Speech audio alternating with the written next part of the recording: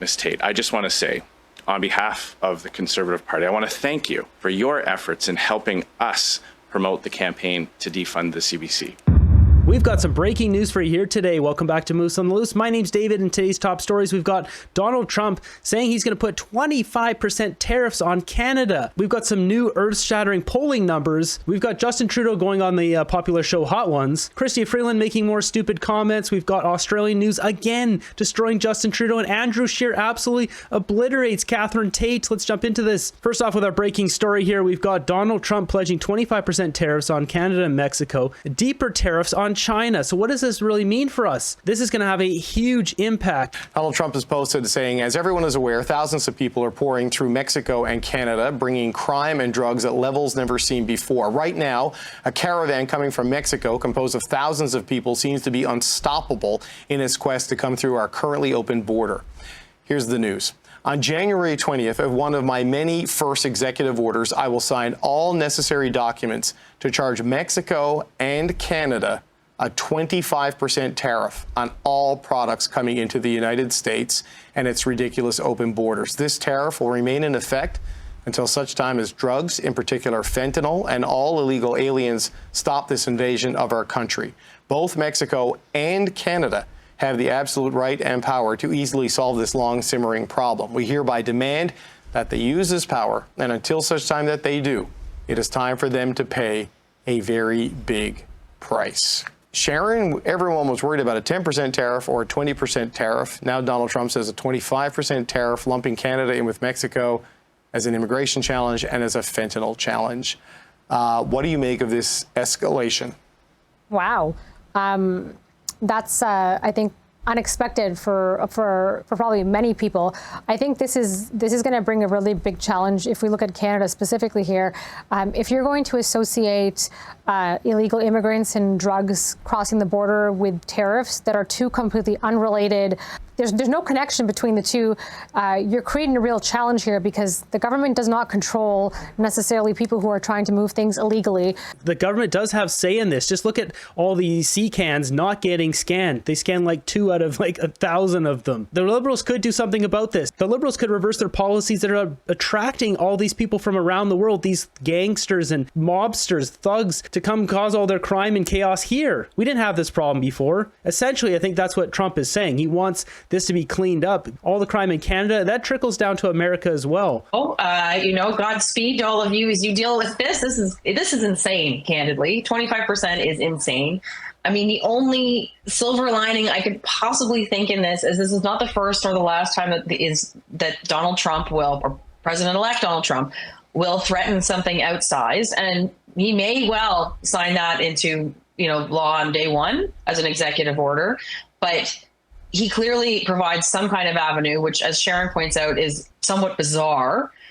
We apparently have to control the flow of fentanyl into the U.S. I don't know for a fact that we are the source of it, but my guess is it's probably flowing in the other direction as well. It's funny they focus on that stuff versus just the core problems here in our country and their country in America.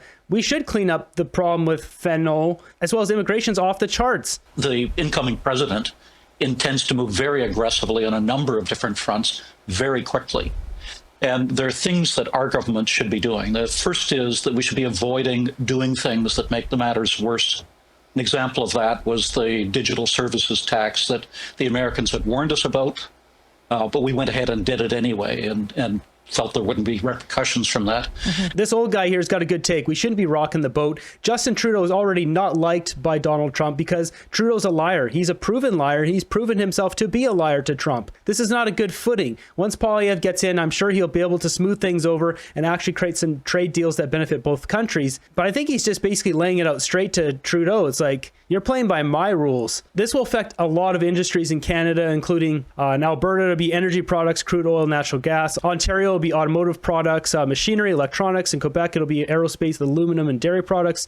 British Columbia, it'll be lumber, seafood, natural gas. Atlantic provinces, it'll be seafood and agriculture products. 25% tariffs on these products makes them less competitive. Canadians won't be making as much money, or Canada's GDP will go down. There'll be more layoffs. That's the last thing we need in our country is more layoffs. But that's what this is going to push Canada towards. It's possible for Trudeau to step up, put on his big boy pants, and actually fix the situation. I'm guessing he's just going to keep going to to concerts, hanging out with all the teeny boppers like he does. Trudeau's option 2 plan for destroying Canada. He was not successful in his mind, so backup plan is to turn the US into an economic enemy. Let them complete the financial destruction of Canada. That's basically what this seems like. With this whole story, we've got this one here. Ontario's $2.7 billion government-funded battery plant is just an empty field. Umicore rechargeable battery materials plant has ceased construction for a second time. Dollars went to, guys. The battery plant, you know, that they dug dirt in and played in the dirt and the gravel for a year and a half. Every piece of equipment's gone, shut down for the second time. And literally, this is all they've done.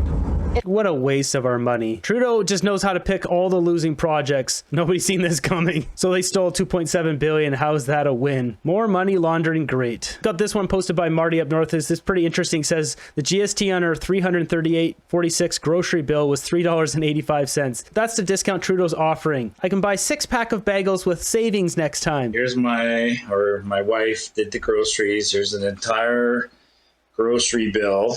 $3.85. This tax relief should have been on home heating, internet, cell phones, gasoline, or cutting the carbon tax. Next up, we got some federal voting intentions from Main Street Research. This is absolutely scathing. Look at this, 47% for Conservatives now. Liberals down to 17%. This is a drop of 5% from some of the last polling I've seen. 17% NDP, that's a drop of 1%. This is looking good for the Conservatives, just dominating as usual. The spread is getting larger. Liberal Party is giving 250 away to vote Conservative. Wow, can it go any lower? Even combined total still puts them under the Conservatives. 17, 17, 7, 6, 47. Need all 3 parties.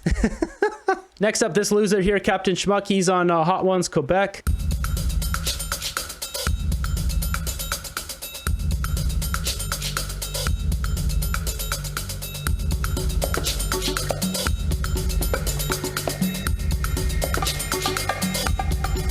With any luck, the hottest of those hot sauce, maybe put this guy out of commission for a couple days so he can leave us alone. You know, not further destroy Canada. Just letting you know, he has the opposite of charisma. Can't stand him.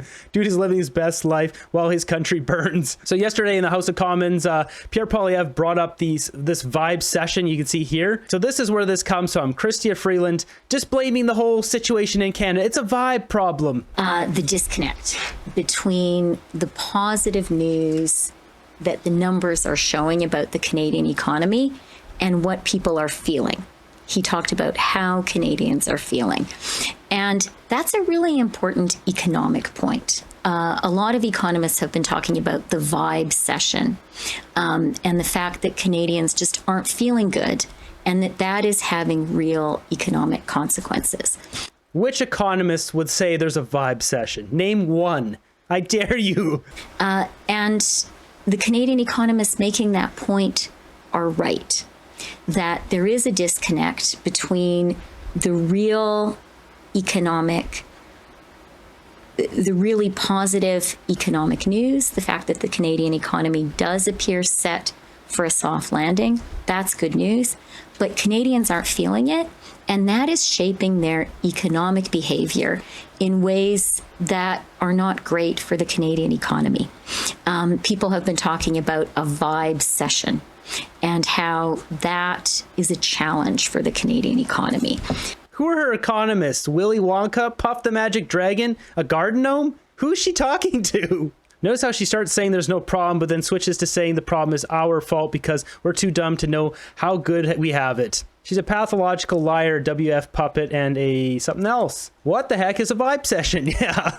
Just making up more words like the bomb cyclone that was going on here in Vancouver Island. It's called wind. It's called a rainstorm. For anyone not aware, we had wind and rain that knocked down some trees, but it's called a bomb cyclone because that sounds scary and climate change scary. Next up, we got Captain Schmuck here. It says PM Trudeau kicks off his speech by condemning the riots and violence in Montreal on Friday. He's speaking at the NATO Assembly. So I believe this is the only time he's talked about those horrible scenes from Montreal. I need to begin by once again reiterating that what we saw in the violence and the riots on Friday night are absolutely unacceptable.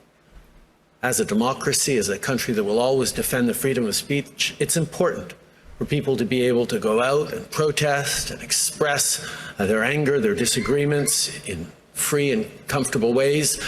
But there is never any room for anti-Semitism, for hatred, for discrimination. Yeah, you do nothing about it. I think he's more annoyed that he's distracted from collecting wrist bracelets from teenage girls at Taylor Swift. Did he just hand out friendship bracelets? He wore his friendship bracelet. Does he have them in there? This guy's right. Look here. He's wearing the friendship bracelets. This guy's wearing friendship bracelets in the NATO assembly. This guy's so stupid. Next up, we got Trudeau getting obliterated on Australian news again. There was a clip yesterday. This one's even better. It says here you won't hear the Trudeau-funded press sound like this in Canada. This is a theme right around the Western world. These left-leaning leaders who just seem very committed to, appearances and not that interested in governing. Well, you might say for Trudeau, burn baby burn, disco inferno, because that seemed to be what he was up to on the weekend, right? I mean, it's so crazy to think that as a leader, you wouldn't think that the first thing you should be doing, and he did come out and later issue a tweet. The next day. That fixes everything so up. much effort. That fixes everything up when you like I said, you know, there is serious civil unrest in your country. In Montreal, which as an MP he represents, his seat that's his seat. is in Montreal, right? So he's 400 kilometres down the road at a Taylor Swift concert, not in his own city, going out there to say, pull your heads in, dickheads. This is not how we do things in a civil society. No, he'd much rather be at a Taylor Swift concert dancing around. That's not leadership. Now, he knows that he's about to be turfed out when they go to an election. He's had his time, and to be quite frank, he doesn't give a toss what's going on in his country now, because he set it all up and it's burning, and who cares? Someone else is going to go in and fix it. But it's just the most basic optics, right? If there are massive protests, riots is what they were. You know, fire bombs, cars on fire, shop windows being smashed up, etc. You've got to be out there doing something about it. He doesn't think so, though. And even if you're not out there doing something about it and you're just at home, say, tweeting, the last thing you want to do is being seen at a concert dancing around with a few young chicks, for crying out loud. Tell you, the guy who probably will be PM come next year of Canada, we hope, is the leader of the opposition, Pierre Poilievre. He tweeted this response to Trudeau's tweet saying, oh, this is unacceptable. Well, Pierre said, you act surprised. We are reaping what you sowed. This is what happens when a prime minister spends 9 years pushing toxic woke identity politics, dividing and subdividing people by race, gender, vaccine status, religion, age, wealth, etc. On top of driving people apart, you systematically break what used to bring us together, saying Canada is a post-national state with no core identity. He goes on to talk about the military, the economy. It's a very long tweet and it's a call to arms. And it ends with the simple line, call a general election because you are going out. And we all certainly hope that is the case in Canada. The polls reflect that it will be. So something else to smile about into the future. You betcha. 47% of the latest poll. He's done. It's going to be a landslide embarrassment loss. Trudeau's getting cooked worldwide. Man, I love Australian news. Next up, we got this absolute beauty of a clip. We've got Andrew Scheer just absolutely destroying Catherine Tate from the CBC. She was let go from the CBC, but he just goes off on her. I'll get right to it. Ms. Tate, would you categorize your term at the CBC as a success? Yes. So you believe that you've left it in a better place than how you found it?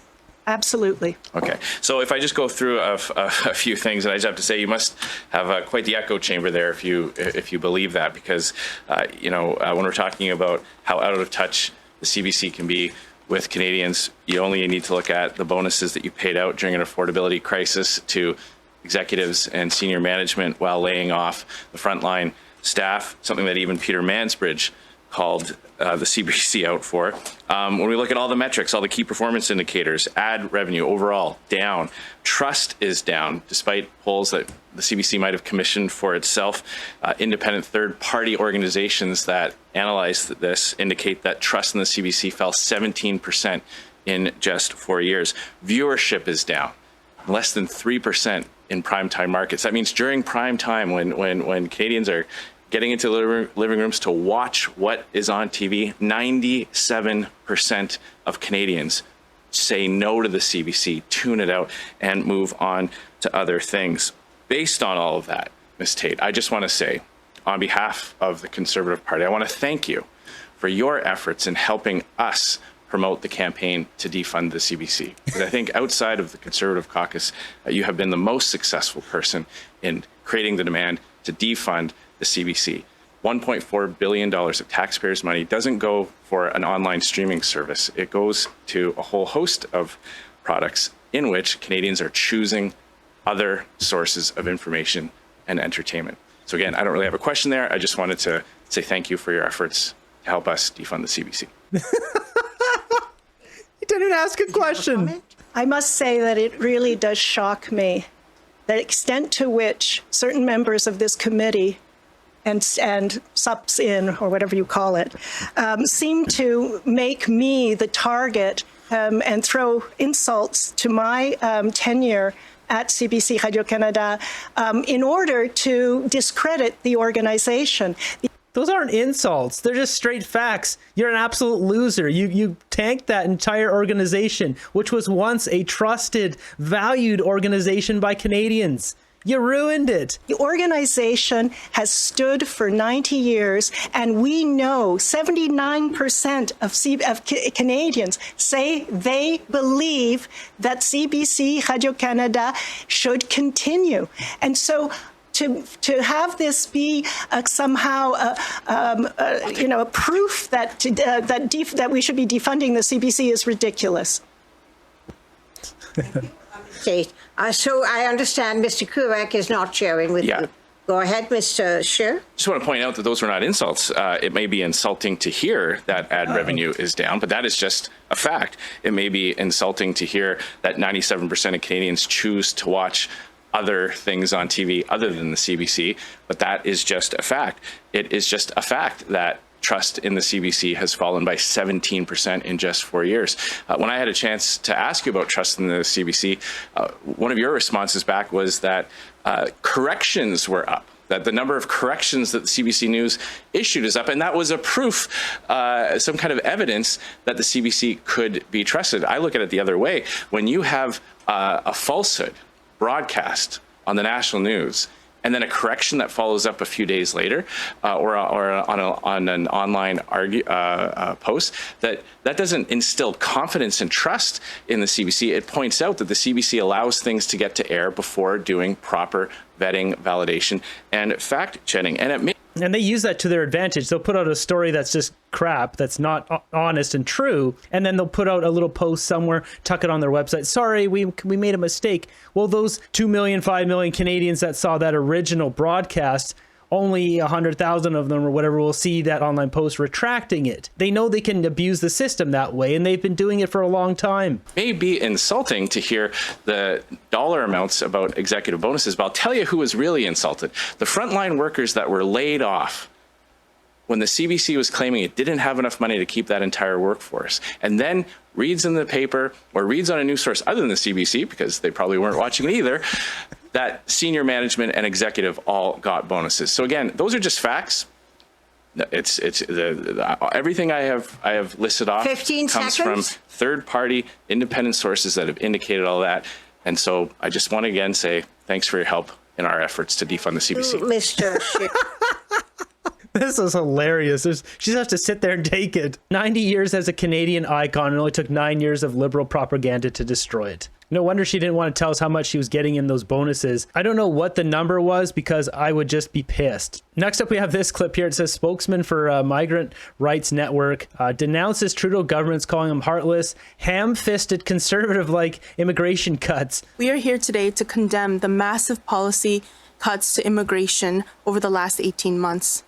Temporary Foreign Workers Program, cut. International Student Program, cut. Postgraduate Work Permit eligibility, cut. Refugee protections, cut. Permanent residency, cut. Families, cut. These are heartless and ham-fisted, conservative-like policies to immigration. These policies will result in over 2.3 million people being expelled over the next 2 years and will multiply the immense power imbalance that employers, landlords, and recruiters have over migrants and undocumented people. Today, we call on all political parties and the federal government to reject racism and to immediately reverse the plans to slash immigration, and to collectively commit to fairness and equality for all, as it promised to do multiple times over the last 9 years. This afternoon, Immigration Minister Mark Miller will appear before a parliamentary committee to present his levels plan. We are here to say to him that migrants are more than numbers on a table, or figures to be used as election bluster, or taps to be turned on or off at the Prime Minister's whim. What a stupid statement. This has nothing to do with race. It's breaking our country. The fact that you have refugees, asylum seekers coming in, getting refugee status, getting $82,000 per year when the average Canadian makes $55,000 a year. How is that fair? How?